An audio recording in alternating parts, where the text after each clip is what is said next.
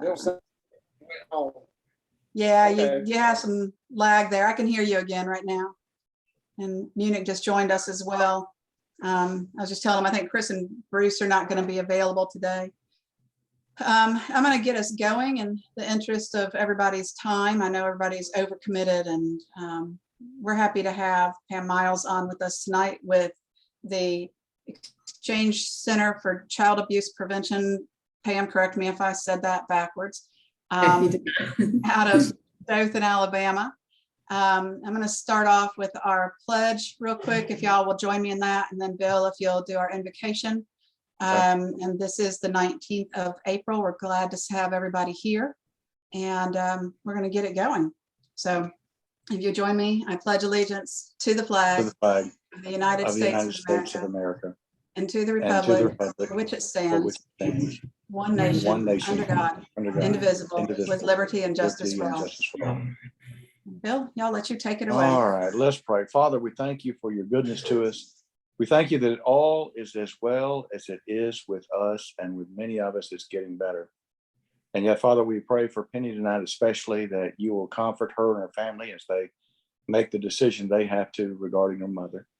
And I just pray, Father, that each of them will draw closer to each other and closer to you in this process. So as we are able to spend time and listen to what Pam has to say, I pray, Father, that you'll give her the word that will ring true in our hearts and minds, so that we will come away from this realizing that there's more for us to do, and opportunity and possibility. And for these things, we give you thanks in Jesus' name. Amen. Amen. Thank you. So I am familiar with Pam for personal reasons, but also I actually met her through Rotary originally, because she came and spoke to the Dothan Tuesday Rotary Club several years ago. And I loved the message and her presence there, and she's knowledgeable and probably one of the most patient people I've ever met in my life. But she has helped us out personally with my family, with my granddaughter, with some things that were going on. She continues to support us. And what her organization does, what Pam does, and all of the people who work with her, who volunteer with her in this community is incredible. But it also, her knowledge of how we deal with trauma, how we handle children of trauma, and a number of other things is just incredible. So I'm excited to have her provide some insight to us about what she does, what the Exchange Center does, things that we should just know. And I'm going to stop talking and let Pam do that for a little bit. Thank you very much. So I'm so excited to be able to talk with y'all. I don't know that I've done this in Zoom for a long time now. So I remember when I first started, it was a little more awkward, but now it's just kind of normal life to be able to do things virtually. And it's kind of nice because you can meet with people that I guess sometimes you typically couldn't. So I've been doing a lot of trainings on trauma via Zoom, which has been really, really special because I've been able to expand my reach a little bit. And also with our agency, with the Exchange Center, we've been able to expand our reach as far as counseling goes to reach people in our more rural communities who had barriers to accessing services before, like, you know, transportation barriers or childcare barriers. So it's really opened up a lot of doors for us service wise, where we can help people that we couldn't help before. So I'm just going to start a little bit telling you about myself, and then about our agency, and about just what we do and how passionate I am about it. You know, you said something about energy. Is I think it's easy to have a lot of energy whenever you go to work and it doesn't feel like work, and you truly have passion about what you're doing and your purpose, and you know what your mission is. And that's what I feel like I found in my career, which is a mission for me. It's mission driven. So I guess been at the Exchange Center since 2009. So I guess 12 years now I'm going on, but I've been working in this field for 25 years now. I graduated college and thought that I wanted to work with juveniles who were involved with the juvenile justice system. And that's originally where I started learning about the impacts of trauma, because I was grown up with a dad who was military and Southern, and he was a drill sergeant and very strict. And no tolerance for any kind of feelings or any kind of independent thoughts. He's a good guy, but he also had his own upbringing he parented how he was parented. So let's just say that. So when I was working with the adolescents, I developed a lot of empathy for them because I was young, for one. I was super young. Everybody, the first time I took a child to lockup, they tried to keep me and wouldn't let me leave. They didn't believe I was a grown up. And I had to call my boss to get them to let me out. And so that was kind of funny. But I was young and so very open-minded, also very empathetic to what it was to be a teenager and those kinds of things. And a lot of the kids that I worked with, as their parents started coming in and I was talking with them, I realized that they were growing up in homes where there was severe neglect. A lot of these kids didn't know where they were going to get their next meal from. A lot of these kids' parents had put them into dealing drugs for them because juveniles have no permanent record of illegal activity. And so they have less time in lockup, less consequences, and they can get out of it more because juvenile systems are more about being rehabilitative than punitive. And so a lot of their parents knew that and they would exploit their kids in that way. I saw children who were prostituted out by their parents, children who parents were never home because they were out at the club all the time, coming home drinking with different men, different women. It was just horrendous, the things that I saw happening in these communities, yet these kids were being held to the super high standard.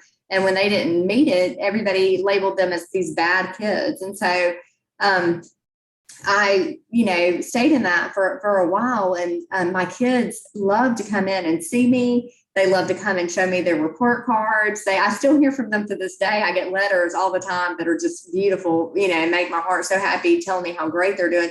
But what they craved the most was just connection. They didn't need me to be really stern on them or really strict on them, but they needed me to be there to be empathetic and to be listening to them. And so that's what I really tried to do in that job. But it led me to my passion for working with parents. Because that's really where the change has to happen if you want to change the lives for these kids. And so I started working, doing as a supervisory position, doing crisis intervention for families who were involved with the Department of Human Resources, and they were at risk of getting their children removed because things just weren't going well in their home, and it was causing some safety issues for their kids. But if you know kids, you know that they have this unconditional love for their parents, even if their parents aren't the best. That's who they want to be with, and that's what's best for them if it can be safe. And so I started working with parents, and I did that job for about 5 years, saw inside the homes what was really going on and what these kids were living in. I was just telling a story the other day about this little girl. Somebody in our office left like a cigar in one of the seats, and a little kid found it. And he said, Miss Pam, he said, somebody's been smoking some grass. They're going to get in trouble. And he was like 5. And I was like, how does he know what that is? And so I got it and put it away. And it wasn't a real cigar, but it looked like a real cigar, it turned out. And he equated that with a blunt, and it just kind of shocked me. But it made me think about the time that I did in-home services, and this little girl woke up and I was sitting there talking to her mother. I'd done a surprise visit, and her mama couldn't see her, but I could. And she had a newborn baby that was in the car seat, still asleep in the morning, had never been in the crib. And then the little girl comes walking out and she pours milk in a bottle for her little sister. And then she pulls a little tray out from under the couch and literally rolls her mom a joint. And I just remember thinking, this is this girl's everyday life, this 2-year-old's life. So how do you, if you were to fast forward that to when she's 5, 6, 8, 12, what do you think that's going to look like for this little girl? How do you expect her to behave? How do you expect her to interact in school? How do you expect her to respond to authority, when these are the conditions that she's growing up in? And so obviously we made a report, and those little babies got put somewhere out of home until mom could get some rehab. But it got me to kind of being curious. I've always been really curious about addiction. And, why is it that we're working with parents who seemingly choose drugs and alcohol over their kids all the time, and I don't understand addiction at all. And so I needed to learn more about that so that I could be more empathetic and work with the parents. And so then I worked as an addiction counselor for a little while and learned that 99% of all of my clients grew up in horrendous trauma. And we would do group therapy, and the men that I worked with and the women that I worked with would disclose, being starved, sexual abuse, physical abuse, emotional abuse, abandonment. And then you could start to see that arrested development, a lot of those social emotional skills that they didn't have because they didn't get their needs met when they were younger. And so I got offered a job to come here and work. And when I started here, we were an agency. They had started in 1978, but we were actually in the red. I don't know how to look at financials. That's not my background. And so when they offered me the job, I asked my husband, I said, hey, can you look over these financials and see what you think? And he said, well, the fact that they're in the red is not a good sign. That's your first clue that this is not going to be a very viable job.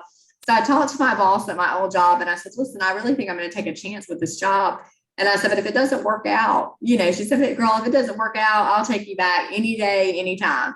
And I said, okay, now I've got a little security net, so I came here and we had 2 counselors and we saw about 300 people a year for counseling at the most. We did no prevention programs. And so I thought, well, I really want to start some prevention programs because our mission is to break the cycle of child abuse. And part of the way that we approach that is by working effectively with parents to teach them the skills that they need to be able to provide safe, loving, nurturing homes for their kids. And so we started a parent aid program, which is our in-home based program. And so it works with parents who are self-identified to be at risk for abuse.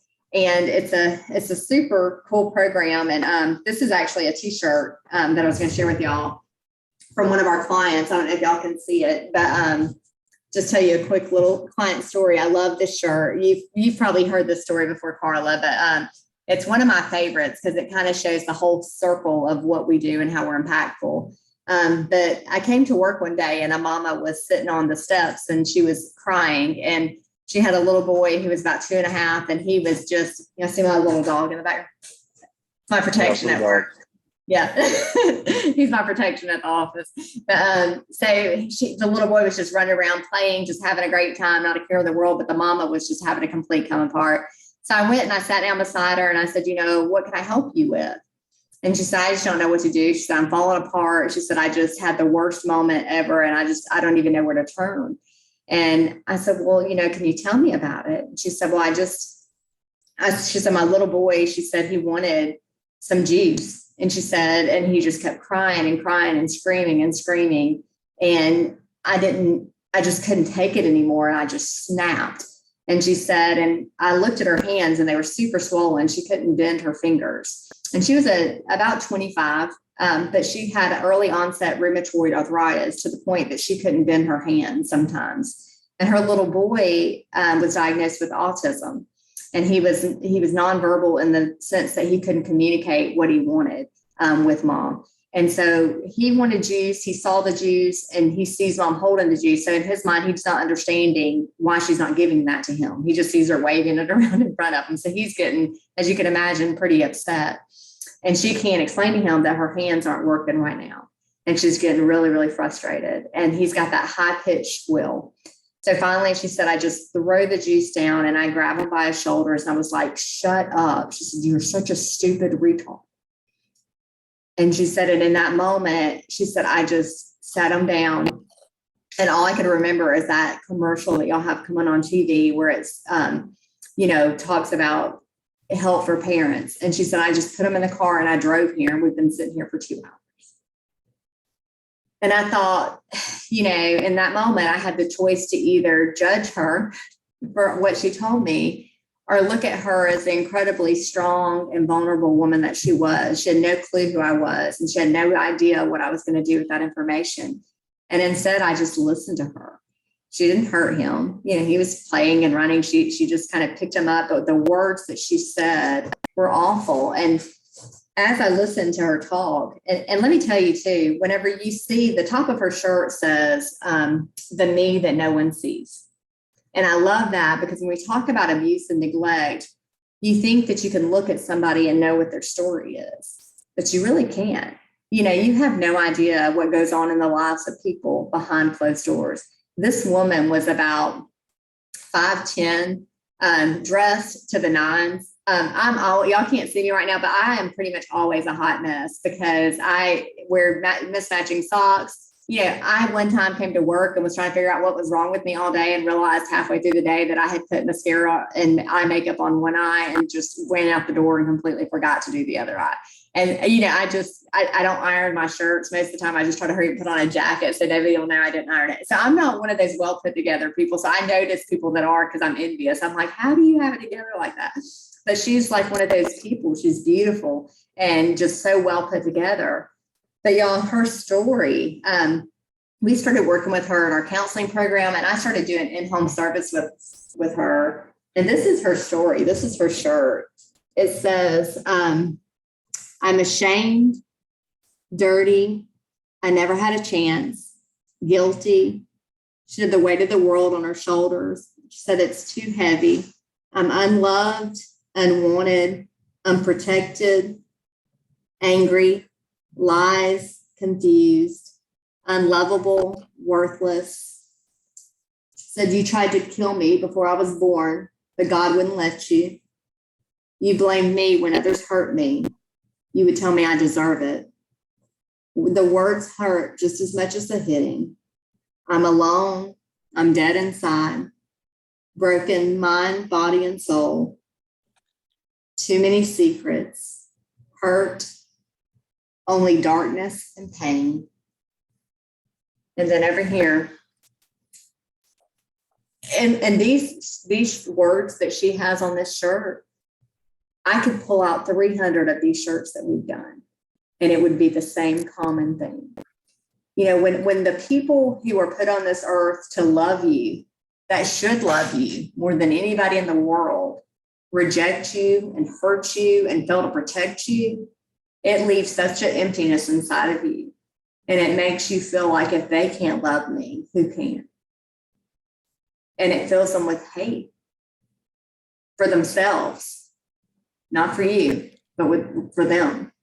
And that's something that it's so hard for people to understand when people walk through abuse and trauma, is how they don't just get over it, but it leaves scars on them in a way that you'll never be able to see. And this woman's body was covered with scars. She had extension cord marks all over her arms and her back and her legs. She had little white dots on her tongue. And one time I asked her what that was. And she said that she has no taste buds because her mama would make her eat hot grits as a form of punishment. She had suffered every type of abuse ever imaginable. She told me on her graduation day, and it amazes me too that she graduated. She had nobody that cared if she went to school or not. She would get drug out of the bed in the middle of the night for God knows what, to be beat, to be forced to wash the dishes, because of social abuse. She couldn't sleep. It was everything coming at her, no protection in her life. And then she was bullied at school by the schoolmates because she didn't smell good. She didn't dress right. She was looked down upon by the teachers because she wasn't always prepared for class, didn't always have her homework done. She wasn't, the ideal student. She wasn't easy. She was kind of hard. And she told me that when she graduated, she walked across the stage and she had hid her suitcase behind the gym. And she grabbed her suitcase and she got on a bus to come here, and she never looked back. And I remember thinking about that at the Civic Center when my son graduated high school, that there we are, me and my husband and my sister and her husband and his cousins and my parents and my husband's parents. And there's like 20 people around this kid to celebrate him graduating high school. Like that was this huge accomplishment. And all I could think about was, he should graduate high school. That's the bare minimum of what he should do with that kind of support and that kind of family and that kind of love. He had somebody who poured into him and who spoke life into him and who helped him when his homework was hard and got him a tutor if we couldn't figure it out, which with the math I couldn't, but he got celebrated. And this woman who overcame every obstacle had 0 people there celebrating her. And she truly overcame everything to reach that goal. And the really cool thing about her, she actually worked at a Publix from 14 on, and she worked there until she got such bad rheumatoid arthritis that she had to quit. But when she was at Publix, she met a man there and she fell in love with him. He was older than her significantly. And but he was the first person in her whole life that ever showed her any kind of love or attention. And she fell head over heels. And he was toxic. And he was also married. And she didn't know that until she told him she was pregnant. And so all of a sudden she finds herself a single mama in Dothan, Alabama, not able to do the transfer like she wanted because she couldn't withstand it anymore because her body was giving out on her. She knew not one person here, had zero connections. And then at 18 months old, her little boy was diagnosed with autism. And so there she was, completely isolated in this apartment 24/7 with this little boy and having no idea what to do. And I don't know how many of y'all have kids, but if you've ever been stuck with your kids for days and days and days, on end, where you can't leave the house, you can't leave the room, and you have no respite, can you even imagine how stir crazy you would go? And this little boy was a ball of energy, but she couldn't even take him outside to play because he was a runner. Because he would run away, and her rheumatoid arthritis was so bad she was scared she wouldn't be able to catch him. She did this on the sleeve of her shirt, and I think of all the things this broke my heart the most, but it's what I see as what rings the most true. It says, the things that happened and the things that you did kept me from loving and trusting. And I think for me, I think about all of the things that give my life the most value and that make it worth living and that bring me happiness and joy. And it's my ability to love and trust and connect with other people. And for her, she didn't have that ability. She couldn't ask for help because who would she trust to ask for help when every person in her life had let her down and hurt her? So I worked really hard just to make a connection with her. So sometimes our work doesn't look like work. Sometimes our work looks like just showing up when you say you're going to show up, and just playing and being patient and having unconditional love regardless of the behaviors, and just really sometimes meeting hard needs. Sometimes it's just, being a listener. For her, we did things like I made a little Velcro board for the little boy so that whenever he wanted something to drink, he could move the drink to the top, and that would reduce the amount of screaming because he just wanted to communicate. And it's really frustrating when you can't communicate. I did a little playground. So when he wanted to go outside, he'd move that to the top. And that little boy was constantly moving that playground to the top. Every time I came over there, he'd go grab the playground and move to the top because he knew I'd take him to the park. But we knocked on doors and we asked her neighbors. We said, hey, if you're going to the park with your kids, can you come get her? You don't have to watch her son for her, but just if he runs, if you could catch him and bring him back, that would be great. So you can get some playtime. And so sometimes the help for families doesn't come in being a rocket scientist. It comes in figuring out how we can be supportive. We weren't created to parent in isolation. They say it takes a village to raise a child. And we all had a village. And now so many people find themselves alone and isolated. We've got social media, and that makes us still real social, but it's very isolating to be a parent nowadays. And that can be really overwhelming feeling. And so we help them to build a sense of community. We help get intervention services for him. He's actually in school and thriving now. He's in middle school now. And he was super smart. When I would come up, he could sing every rap song with the cuss words. So I was like, okay, let's start using edited versions because he's just throwing it all out there. He would see me, and we had a commercial that was super sad. And it would say, like, every 10 seconds, a woman is abused. It would go through this cycle. And he would run up to me and he'd say, every 10 seconds, a woman is abused. And he would just go through the whole commercial. Like, he was super smart little boy. And so we got him some early intervention, and we got the mom in counseling so she could work on her trauma, because trauma literally does change your brain. And the younger that you happen when the trauma happens, it's not the less damaging it is because you're young and you can't remember it. It's actually more significant, because that's when your brain is developing the fastest, because your brain is 80% developed by the time you're 2 years old, 90% by the time you're 3. So if your trauma happens during those really formative years, then there has to be so much intervention to help you overcome that. And this woman's whole life was trauma. So her brain had been, we're wired for connection, but trauma rewires our brain for protection. And it leaves us being isolated, and we heal in connection with other people. And you look historically over all of the trauma that's happened in our world, not just childhood trauma, but you look at all of the trauma that's happened in our world. And what do people do when trauma happens? Do they go hide, or do they come and seek out each other and find community? And that's what we're missing. And so when I talk about creating a trauma-informed community, that's what I mean, a community that's aware of the impacts of trauma and that looks beyond behaviors to see the root of the problem and that meets it with patience and skill building and support and encouragement. And it speaks life over these kids that have experienced these things and these adults that never got what they needed and the healing that they needed so that they can truly be their best selves. I worked with this woman diligently for 2 years. I am so in love with her little boy, and they have the most beautiful life. She actually ended up adopting her niece who was in the foster care system. And so now she's got 2 kids. She's heavily involved in a church group. She volunteers since she can't work full time because she never knows what her body is going to let her do and not let her do. But after about a couple of years passed, she came back and she's like, Miss Pam, do you still have that shirt that I did for you? And I was like, yeah, I do actually. And she said, can I have it back? And I was like, oh, and I was like, yeah, sure, of course you can. But inside I was like, I love your shirt, you know.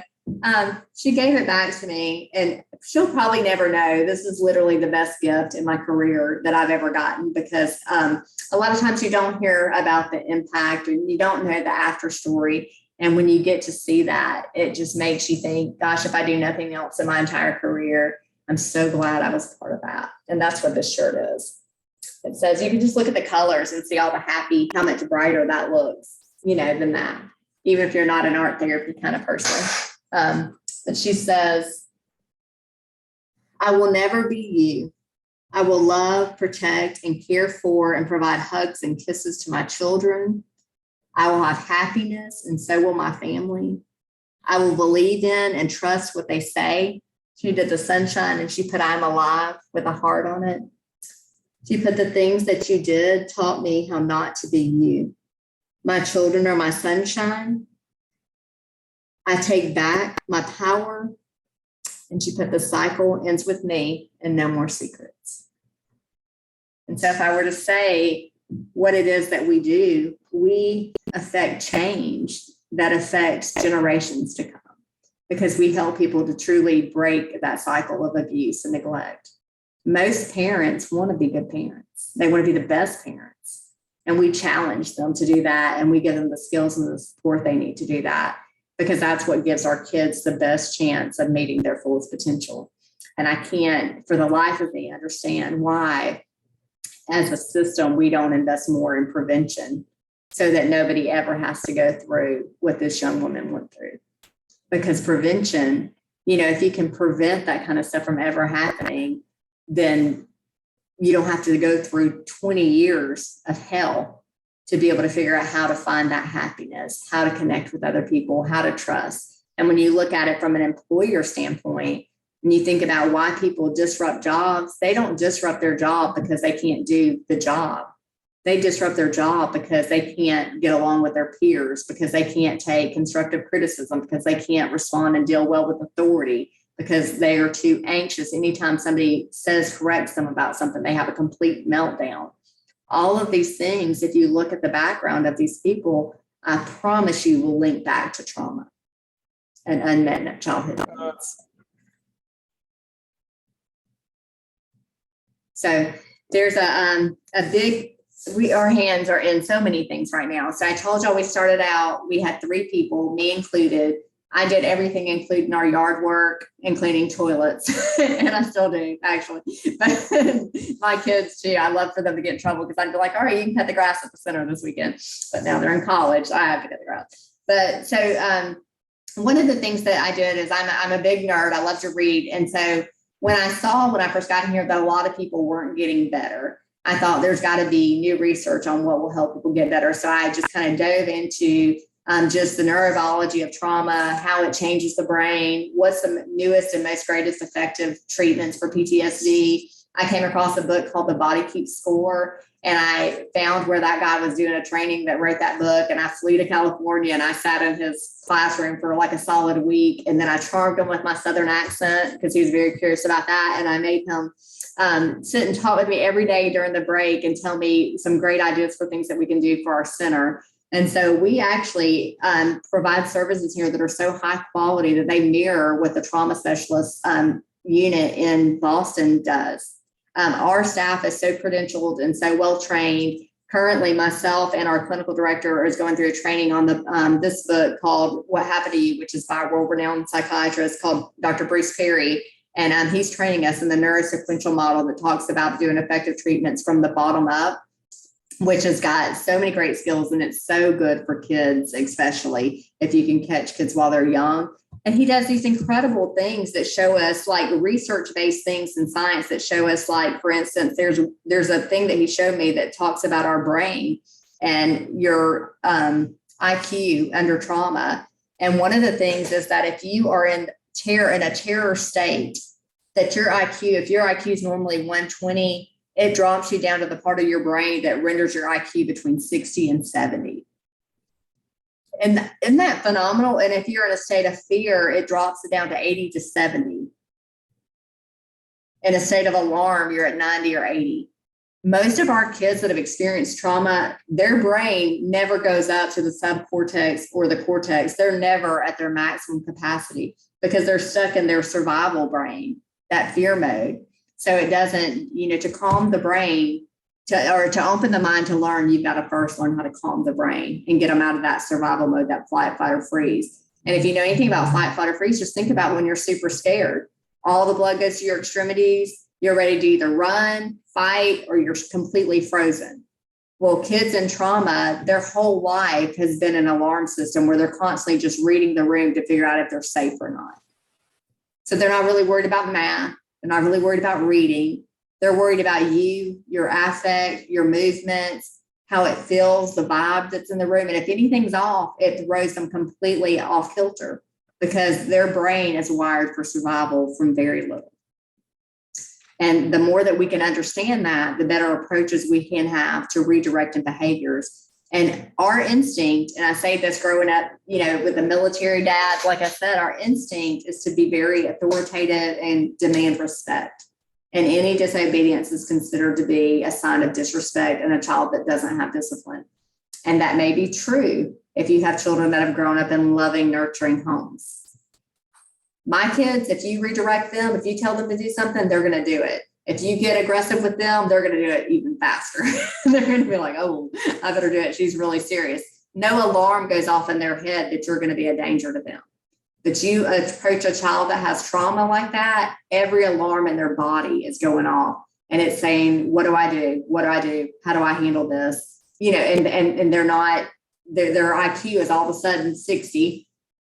And they're very much functioning out of a state of survival. And if our teachers can know that, and our parents can know that, and our community can know that, it'll transform the way that we approach and redirect behaviors. It'll change the way we look at them. It'll change the way we supervise people, and redirect behavior. So that's kind of a big movement for us. So we actually just got a grant, which I have not even announced to anybody yet, that we're going to do a collaborative partnership with the Girls Inc. And we are going to teach, do all the training for their staff on trauma-informed care. We're going to do counseling for their kids and counseling for their parents. We've also just entered into a collaborative project with ACOM so that we can do bio and neurofeedback, which is supposed to be so much more effective than medication in treating the symptoms of trauma that mirror a lot of the mental health diagnoses like ADHD, oppositional defiant disorder, anxiety, those kinds of things. It's supposed to be a really effective treatment. So they're going to help us with implementing that and doing the outcome measures for that. And then we are doing a parent support group collaboratively with the Wiregrass Hope group. And we want to collaborate as much as possible because it makes our money go further.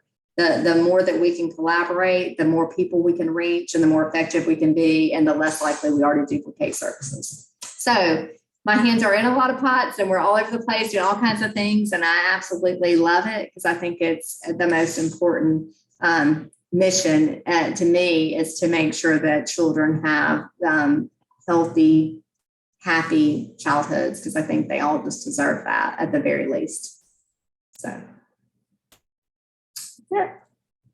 That is a lot of information, a lot of good information. And I'm still, every time I hear the message, I still learn something new. And I have heard the story before, but you tell slightly different pieces about the win that this young lady had with her children, the fact that she's taken on another child. And I think about my lack of parenting skills sometimes with the ones I've got here. And you empower. I think that's the big thing that I see. You and the organization empower people around you. And I think that's just amazing. Bill or Munich or Lamar, Larry, Larry never talks, by the way. So any thoughts or questions for Pam before I jump in and ask questions? Quiet group today. All right. I may have overwhelmed everybody. No, it's a, you know, it's such a cool message. It's such a cool message that I don't think we hear enough about the fact that this is something that starts very young and we can make a difference, but it's those moments of when you want to choke them the most, you need to hug them, and learning that discipline, learning how to do that is just, it's something that is not natural to most people. It's not how we grew up. Yeah. So as a Rotary Club, one of the interesting things about our club is that we are kind of all over the place. So while Bill is in Dothan with Larry and I, Lamar and Munich are both up in the Montgomery area. And we've got others who will be watching this remotely who are in Fairhope or in Auburn, you know, those sorts of areas. As a group, what can we do to help support in our local areas? What can we read? You know, the book, which I've read, the book that you were talking about, and it is eye-opening. And, you know, what can we share with them, with the other members, and what can we do to help in our communities to support an organization like yours? How do we find an organization like yours if we're not right here in Dothan? I think Dothan is pretty unique in the services that we provide. But I know any organization you can find where they're working with trauma on any level. There are a lot of places that aren't. I recently found out that like our military base wasn't trained in the latest techniques for treating trauma. I went in and they invited me. I was speaking at just a regular meeting one time, and they were their clinical director there and, you know, they have so much trauma in the military, like PTSD, all that. And so she asked me a few questions and I was like, oh, you've not, you know, heard of these? And she's like, no. And I was like, oh. And so I went to speaking and she's like, can you please come in and train my staff like on this stuff?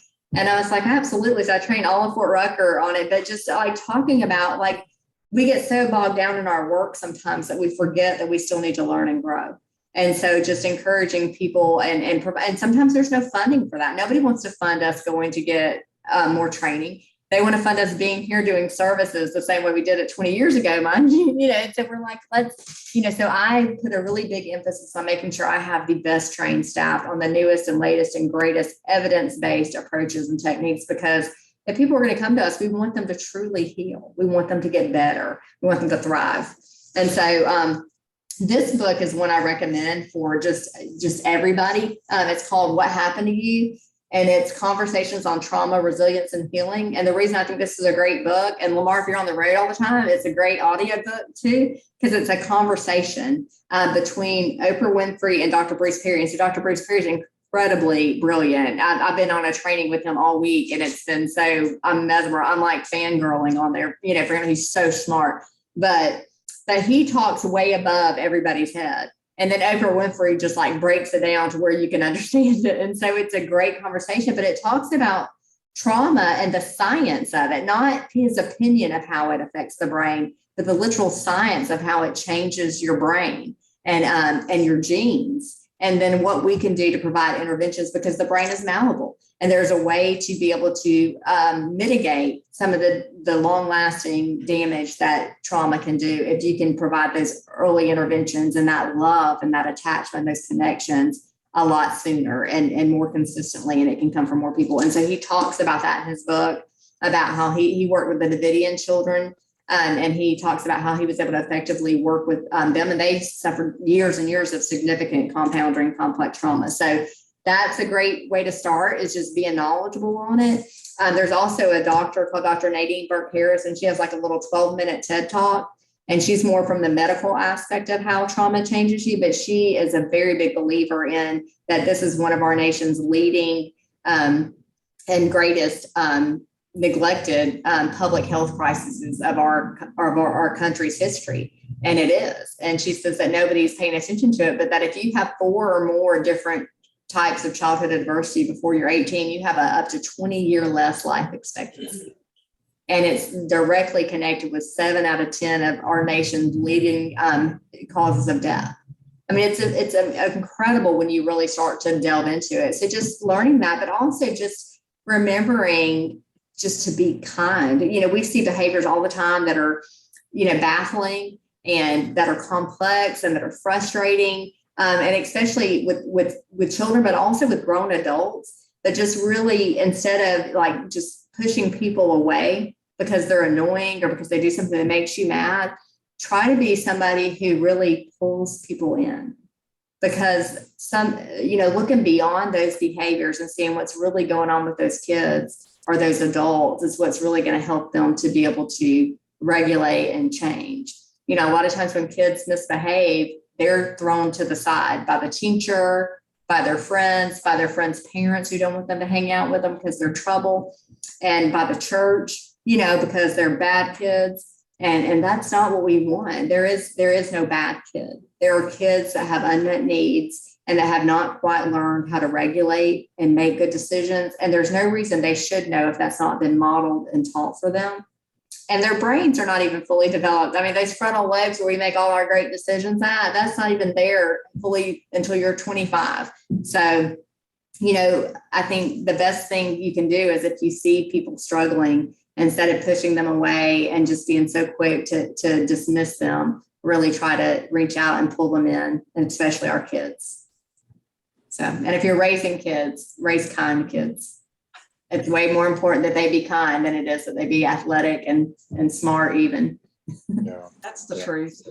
Do you see a better blend building between the medical, the mental, and the spiritual community in dealing with these types of issues? I don't see that at all, but I'm trying to push that here. That's part of what the trauma-informed community movement is about, is to pull everybody, because we all have a role to play, right? And we all have different things that we can do to be impactful. And so just being able to help people to all understand trauma and what the symptoms of trauma look like and how we can work collaboratively together to really feed into the people in our community that are hurting the most and that are the most vulnerable. And I'll tell you this too, is in our mind, we think it only equates to really bad behaviors, or like all of our, like smoking, drinking, drugs, being in trouble at school, but actually it also leads to a lot of perfectionism, a lot of anxiety, because you feel like you can't, if you disappoint anybody in any way, then it just affirms every bad thing your parent ever said to you. Like, I worked with the medical college to do this training on ACEs, and the number of students that reach out to me afterwards to say, I grew up like that. And I'm glad you came, because I'll be a better doctor if I get help now to work through some of my issues with perfectionism and anxiety and how to cope with stress better, So it's something that, but to be able to work collaboratively with all of those different entities would be amazing. And there are some areas where they're doing that, and it's highly effective. I heard somebody had made the statement that you'll only be 16 once, but you can be immature all your life. That's right. And, statistically, like what Dr. Bruce Perry, one of the things he shows is that when I mentioned arrested development, is that like if you were like abused and neglected from ages 6 to 8, and maybe started doing drugs at, 10, 11, which was, your brain doesn't develop emotionally beyond that point. So when you see a 30-year-old and they're still acting like they're 15, and you're like, my gosh, you're not 15. Well, actually, social and emotionally, brain development wise, they really are. And you can help get them to where they need to be. It's not a lost cause, but there have to be some specific interventions that are done. And that starts with connection. And if you supervise people, that you can't even effectively supervise healthy people unless you connect with them and they respect you. Right. Well, what type of referral system are you seeing so that you're seeing the right people? So whenever right now we get our referrals from, we actually work with the pediatrician's office. There's an ACEs scorecard that actually, it's a survey, and it has different types of adverse childhood experiences. And you just literally ask the parents a question about their home and determine what the child's ACE score is. And if they have an ACE score, then they know what the referral sources are. Like they would refer them, if they have a 4 or more ACE score, they would refer them here for an assessment. And then we would basically assess the family needs to see what's the whole needs of the family. What do the parents need? What do the kids need? And how we can help connect them with not only our agency, but with other agencies to be able to meet the whole needs of the family. So we developed that program about 2 years ago. But it's hard to reach everybody. You know, I can't, there's so many people, like even in the medical community, they've been overwhelmed this last 2 years. They're barely, you know, making it. They're all understaffed and overworked and, you know, trying to say, hey, can you do this for me? Or, hey, can you pay attention to this? And they're like, gosh, we're overwhelmed. And we don't know if we want to know if they were abused or neglected, because then that opens a whole nother job for me to do. And so it's hard. And I'm just one person, and we're just one agency. So we're trying to really approach it from a community-wide stance and bring all the entities in. So recently we just did a big conference. We had over 350 people registered for it. We brought this national speaker in to talk about trauma. We did a trauma training within our school system. And I just met with ACOM to talk about doing a community training for our medical community, to bring in somebody like Dr. Nadine Burke-Harris that can speak on it from that perspective.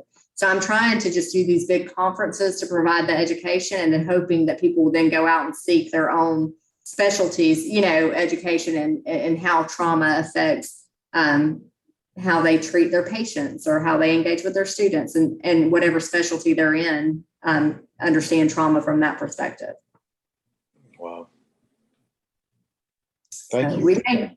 We've made huge headways. I've been a busy bee, but we've been, it's been good to see the fruits of my labor, I think. I think it's been great. It's, you know, the support you provide in the community with the schools, with the, you know, and I've seen it with the child care providers and everything else, and just the impact that has is phenomenal. Thank you. So, and Rotary has been a big, personally, our local Rotary has been a big supporter of us. You know, they're the reason we have our little prevention wing. And they've, you know, when I first got here, I had a TV that you had to turn the knob to change the channels on. And that was just 10 years ago too. And they've helped us update a lot of our technology, and and they volunteer at our run every year. And so, you know, as a group, Rotary is just such a phenomenal support to the community. Absolutely. Very good. Well, I appreciate you taking your evening and spending it with us and sharing some things. It's food for thought for us, definitely, that we can get involved in and hopefully help in our own areas. And I appreciate what you do every day. So thank you very much for being who you are, and for reaching out and constantly fighting that battle, and for being part of the Rotary organization and speaking to us and educating us, not just with this club, but with all the clubs that you've touched. So thank you very much. Thank you very much. I enjoyed being with y'all tonight. Thank you. I'm going to end with the 4-way test and wish all of y'all a very good evening, and we will get together in 2 more weeks. And Pam, if you know anybody who's interested in being part of Rotary, but can't quite make the regular meetings and that sort of stuff, let us know. We're still trying to grow our club, and we want to have a larger presence actually worldwide. So we've got people great. all over. So share our message, please. I will. All right. Of the things we think, say, or do, is it the truth? Is it fair to all concerned? Will it build goodwill or better friendships? Will it be beneficial to all concerned? And thank you very much. And y'all all take care. Take care of one another. Thank you so much. Bye, y'all. Bye. Good night. Thank you. Bye.